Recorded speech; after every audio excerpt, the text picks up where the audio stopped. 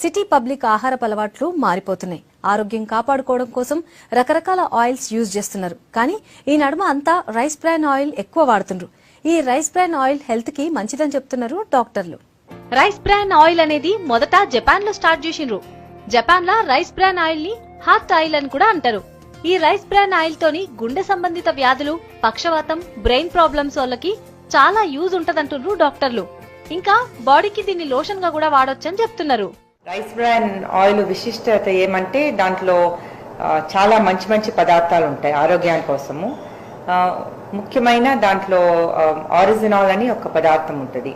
అది మెయిన్గా 10,000 పార్ట్స్ ఉంటే చాలా మంచిది. డయాబెటీసు, హార్ట్ డిజీజు, ఒబిసిటీ అంటే కొంచెం భారీ ఉండేవాళ్ళు, ఇంకా బ్రెయిన్ స్ట్రోక్ వచ్చిన వాళ్ళు, ఇంకా 40+ ఉండే ఆడవాళ్ళు, వాళ్ళకు స్కిన్కి మంచిది. ఇటువంటి రోగాలు ఉండే వాళ్ళు కొంచెం వాడితే వాళ్ళకి మంచిది. 10,000 పార్ట్లు ఆరిజినల్ అని ఉండాల డబ్బా పైన మీకు, లేకపోతే దాంట్లో ఆరోగ్యం వచ్చే బెనిఫిట్ మీకు రాదు.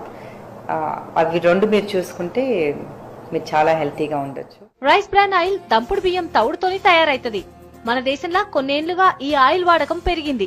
ప్రజల్లా ఆరోగ్యం మీద అవగాహన రావడంతోటి రైస్ బ్రాన్ ఆయిల్ కి గిరాకీ పెరిగిందని అంటున్నారు ఆయిల్ కంపెనీ వాళ్ళు.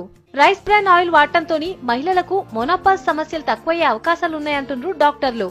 ఇక వంటకాలల్లా సాధారణ నూనె కన్నా ఈ రైస్ బ్రాన్ ఆయిల్ అనేది చాలా తక్కువ ఆయిల్ ని పీల్చుకుంటదని చెప్తున్నారు. దీంతోని రైస్ బ్రాన్ ఆయిల్ ఆరోగ్యానికి చాలా మంచిదని చెప్తున్నారు డాక్టర్లు. రైస్ బ్రాన్ ఆయిల్ అనేది వేరే ఆయిల్స్ తో కంపేర్ చేసుకుంటే మచ్ మోర్ న్యూట్రిషనల్ వాల్యూ అనేది బాగుంటుంది. ఎందుకంటే అది ఫిజికల్లీ రిఫైన్డ్ గా ఉంటుంది కాబట్టి better than normally processed oil కంటే అది బెటర్ గా ఉంటుంది అనమాట.